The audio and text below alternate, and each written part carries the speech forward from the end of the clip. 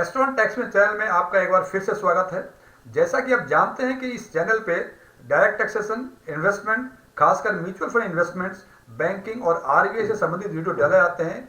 इन विषयों में से यदि कोई वीडियो आपको देखना चाहें तो आप इसके प्लेलिस्ट में जाके इसको देख सकते हैं। यदि यह वीडियो आपको पसंद आए इसे लाइक करें, अपने फ्रेंड्स के साथ शेयर करें और यदि आप चाहते हैं कि हमारे नए वीडियो की नोटिफिकेशन आपको लगातार मिलती रहे और आपने अभी तक हमारा चैनल एस्ट्रॉन टैक्स में सब्सक्राइब नहीं किया है, इसको सब्सक्राइब करें। मेरा नाम डीएम झा है। इस वीडियो पर चर्चा करने के पहले मैं आपको कुछ बताना चाहूँगा। मैं बताना चाहता हूँ कि मैं कोई फाइनेंशियल एडवाइज़र नहीं हूँ, ना ही कोई इन्वेस्टमेंट प्लानर हूँ। मैं ऐसा कोई वादा नहीं करता कि जो उपाय हमने सुझाए हुए हैं उस उपाय को यदि फॉलो करेंगे तो आप रातों रात करोड़पति बन जाएंगे। हाँ, ये मैं अवश्य कह सकता हूँ कि उन उपायों को यदि आप समझेंगे, फॉलो करेंगे तो आपकी आर्थिक संपन्नता में कुछ बढ़ोतरी ही होगी। रातों रात करोड़पति बनने का कोई गुंजाइश नहीं है, कोई चांस नहीं है। अब मैं एक इंडिपेंडेंस फ्रीलांसर हूँ। मैं ये चाहता हूँ कि उस समाज को, जिस समाज ने मुझे इस मुकाम तक पहुँचाया, उस समाज को यदि मैं कुछ वापस कर सकूँ तो मेरा उद्देश्य पूरा हो जाएगा। और इन वीडियो के माध्यम से मैं चाहता हूं कि जो इनके व्यूअर्स हैं उनकी आर्थिक संपन्नता में यदि कुछ वृद्धि हो जाए, कुछ वैल्यू एडिशन हो जाए तो हमारा उद्देश्य पूरा, और इस रूप में मैं समाज को कुछ वापस करने में समर्थ होऊंगा।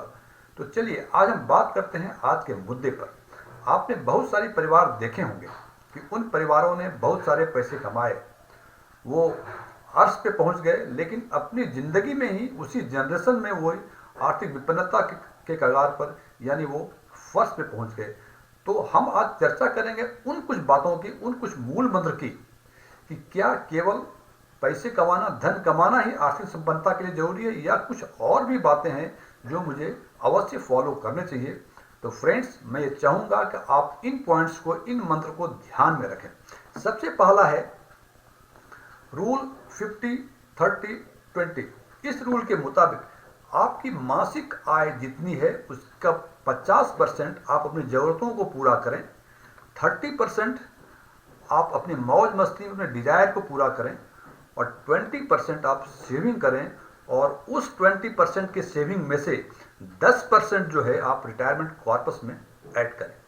दूसरा है, जितनी आपकी मासिक आय है उसका मैक्सिमम 40% आप ईएमआई दे सकते हैं। उस 40% में कार की ईएमआई 15% से अधिक नहीं होनी चाहिए, पर्सनल लोन की ईएमआई 10% से अधिक नहीं होनी चाहिए और कुछ और ईएमआई वो 15% से अधिक नहीं होनी चाहिए। इसका मतलब आप कार का पर्सनल लोन या कोई और लोन लेते हैं तो लोन का साइज देख लें कि सो दैट कि आपकी टोटल ईएमआई आपके पूरे मासिक आय से 40% से अधिक नहीं होनी चाहिए। आप पैर उतना ही पसारें जितना आप प्रॉपरली उसमें रह सकें। इमरजेंसी फंड, हालांकि बहुत सारे वित्त विशेषज्ञ का कहना है कि इमरजेंसी फंड आप 3 महीने की जितनी जरूरतें हैं उतने 3 महीने की आय को रखें, लेकिन मेरी व्यक्तिगत राय है कि ये 5 से 8 महीनों की होनी चाहिए। बिकॉज कि आज के जो न्यू जनरेशन है उनकी सोचें कुछ बदल गई हैं। वो इतना फास्टली जॉब को स्विच करते हैं कि पता नहीं चलता।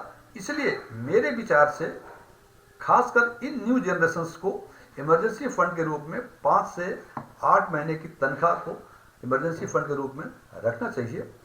टर्म इंश्योरेंस, फ्रेंड्स, जब तक हम जिंदा हैं हम सोचते हैं कि हम ये कर लेंगे, वो कर लेंगे, लेकिन हमें ये भी सोचना चाहिए यदि हम ना रहें तो हमारी फैमिली, उनका क्या होगा। हम चाहेंगे कि जिस कंफर्ट में हम रह रहे हैं हमारे बाद भी हमारी फैमिली उसी कंफर्ट में रहे, और इसके लिए आपको इंश्योरेंस लेना जरूरी होता है। और एशियन कंट्रीज में इंश्योरेंस का मतलब एंडोमेंट पॉलिसी को ही वो प्रमुखता देते हैं, टर्म इंश्योरेंस की बातें वो नहीं करते। तो फ्रेंड्स, आप टर्म इंश्योरेंस लें जिसमें कि उस अवधि तक, जिस अवधि तक आपने टर्म इंश्योरेंस लिया हुआ है, उस बीच यदि मिस हैपनिंग कुछ हो जाती है तो आपको पूरे पैसे आपके नॉमिनी को मिलेंगे। और यदि आप भाग्यशाली हैं, उस पीरियड में आपको कुछ नहीं होता है तो आपको कुछ पैसे नहीं मिलेंगे। और इन्हीं इस पॉइंट्स के चलते एशियन कंट्रीज में लोग टर्म इंश्योरेंस लेने से घबराते हैं। लेकिन यदि टर्म इंश्योरेंस की प्रीमियम का कंपैरिजन हम एंडोनमेंट पॉलिसी से करते हैं तो हमें यह पता चलता है कि टर्म इंश्योरेंस की प्रीमियम एंडोनमेंट पॉलिसी के बनिस्बत काफ़ी कम होती है। इसलिए हमें टर्म इंश्योरेंस जरूर लेना चाहिए। और टर्म इंश्योरेंस की वो जो लिमिट है वो कम से कम आपकी एनुअल सैलरी के 10 गुना तक होनी चाहिए, जिससे ये हो पाएगा खुदा न खास्ते कुछ मिस हैपनिंग होती है तो आपके बाद आपके परिवार उसी कंफर्ट को मेंटेन कर पाएंगे जो कंफर्ट में आप अभी रह रहे हैं। सो ध्यान रखें, term insurance 10 times of the annual salary आपको लेना जरूरी है। हम रियल एस्टेट में इन्वेस्टमेंट की बहुत बातें करते हैं और हमें ये पता नहीं चलता कि यदि हमें रियल एस्टेट में इन्वेस्टमेंट करना हो तो इन्वेस्टमेंट हम कब करें, कब करना चाहिए। इसके लिए कहते हैं कि it is right time to invest at initial stage. कोई बिल्डिंग, कोई प्रोजेक्ट बन रहा है तो कोशिश करें कि इनिशियल स्टेज में ही आप इन्वेस्ट करें। लेकिन यदि आप इनिशियल स्टेज में इन्वेस्ट नहीं कर पाते हैं किसी कारण से, तो आप ये ध्यान रखें कि जब वो प्रोजेक्ट पूरा हो जाए उसके 3-4 सालों के बाद उसमें इन्वेस्ट करें, सो दैट कि उस प्रोजेक्ट में जो कमियां होंगी वो 3-4 सालों में आपके सामने हो जाएंगी और आप राइट डिसीजन ले पाएंगे। और सबसे वर्स्ट टाइम है इसका इन्वेस्ट करने का जब प्रोजेक्ट कंप्लीट होने को होता है। उस टाइम उस प्रोजेक्ट का कॉस्ट इतना अधिक हो जाता है, बिकॉज सब कुछ हरा हरा दिखता है, सब कुछ अच्छा दिखता है। और उस टाइम जो रियल एस्टेट के बिल्डर्स हैं वो काफ़ी पैसे आपसे वसूलते हैं। So in my opinion that time is the worst time when the project is going to complete. So कोशिश करें कि जब प्रोजेक्ट कंप्लीट होने जा रहा हो तो उस टाइम इन्वेस्ट आप ना करें। हम कार खरीदते हैं, हमारी इच्छाएं असीमित हैं।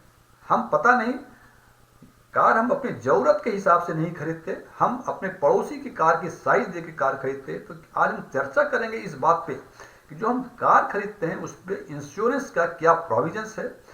कार परचेज जो करते हैं उसके इंश्योरेंस नहीं, टैक्सेशन का क्या प्रोविजंस है। और उन पे टैक्सेशन लगते हैं कार के बेस प्राइस पे और वो डिपेंड करता है आपके कार की साइज पे। साइज का कार बताता है कि कितना टैक्स लगेगा, उसके इंजन की कैपेसिटी पे, और वो पेट्रोल वर्जन है या डीजल वर्जन है इस पर भी डिपेंड करता है कि उस पर टैक्स कितना लगेगा। और आज हम बात करेंगे इन्हीं 3 फैक्टर्स के बेसिस पे टैक्सेस का क्या प्रोविजन, सो दैट हम राइट डिसीजन ले सकें कि हम किस साइज का कार खरीदें, किस इंजन कैपेसिटी की कार लें, पेट्रोल या डीजल वर्जन की कार लें। और यदि आपकी जरूरत हो तो आप अवश्य बड़ी कार लें, लेकिन जरूरत ना हो तो इन 3 फैक्टर्स को सोचें और डिसाइड करें कि आपके लिए कौन सा कार सुटेबल होगा। तो फ्रेंड्स देखते हैं कि यदि पेट्रोल की कार है, उसकी साइज यदि 4 मीटर है और 1.2 लीटर उसकी कैपेसिटी है, तो इसमें टैक्स लगेंगे आपको 29% तक। और यदि यही इसकी कैपेसिटी 1.2 लीटर से अधिक और 1.5 लीटर तक है तो इसमें टैक्स लग जाएंगे आपको 45%। तो आपको डिसाइड करना है आपको कि 4 मीटर तक की कार लेनी है तो आपको 1.2 लीटर तक की लेनी है या 1.5 लीटर तक की लेनी है, डिपेंडिंग अपॉन योर नीड। तीसरा है, यदि पेट्रोल वर्जन है और कार की लंबाई 4 मीटर से अधिक है और उसकी इंजन कैपेसिटी 1.45 लीटर से अधिक है तो इसमें भी 45% तक टैक्स लगते हैं। और यदि यही डीजल वर्जन है और कार की लंबाई 4 मीटर तक है और इंजन कैपेसिटी 1.5 लीटर तक है, इसमें 31% टैक्स लगते हैं। और डीजल वर्जन में 4 मीटर तक है और इंजन कैपेसिटी 1.5 लीटर से अधिक है, इसमें 45% तक लगते हैं। और यदि एसयूवी है और उसकी लंबाई 4 मीटर से अधिक है और इंजन कैपेसिटी 1.5 लीटर से अधिक है तो इसमें टैक्स 50% तक लगती है। और ये टैक्स लगती है आपके कार के बेस प्राइस पे, जिसको कि जो कि आपको कार शोरूम वाले बताते हैं कि इसकी बेस प्राइस वही है और वो ऑन रोड प्राइस बताते हैं। तो आपको पता नहीं चलता है कि कितनी बेस प्राइस थी। और on road price means including all the taxes, including RTO वगैरह, इंश्योरेंस वगैरह सब मिला के उन्होंने वो ऑन रोड प्राइस बताते हैं। सो ध्यान रखें, यदि आपकी जरूरत जिस कैपेसिटी की कार की है वो अवश्य लें, लेकिन केवल पड़ोसी का देख के यदि आप अपने नीड के हिसाब से अधिक बड़ी कार लेंगे तो आपको अधिक टैक्स देना पड़ेगा। तो ये निर्णय आपका है कि आपको क्या करना है। अगला है, यदि आपको इन्वेस्टमेंट करना हो और आपका लॉन्ग टाइम हॉरिजन है तो आप इक्विटी में इन्वेस्ट करें। मतलब यदि आपको 15 साल के बाद, 20 साल के बाद बच्चों की पढ़ाई, बच्चों के मैरिज के लिए पैसे चाहिए और उसके लिए आप इन्वेस्ट करना चाहते हैं, आपको इक्विटी में इन्वेस्ट करना चाहिए। लेकिन यदि टाइम हॉरिजन शॉर्ट है आपको डेट में इन्वेस्ट करना चाहिए। फ्रेंड्स, यदि मेरा ये वीडियो आपको पसंद आया हो, इसे लाइक करें, शेयर करें, कुछ क्वेरीज हो कमेंट करें, कुछ चीज़ें अच्छी लगी हों इसको बताएं, कुछ चीज़ें अच्छी नहीं लगी हों इसको जरूर बताएं। और यदि आपने अभी तक हमारा चैनल एस्ट्रॉन टैक्स में सब्सक्राइब नहीं किया है, इसको सब्सक्राइब करें। Thank you, good day.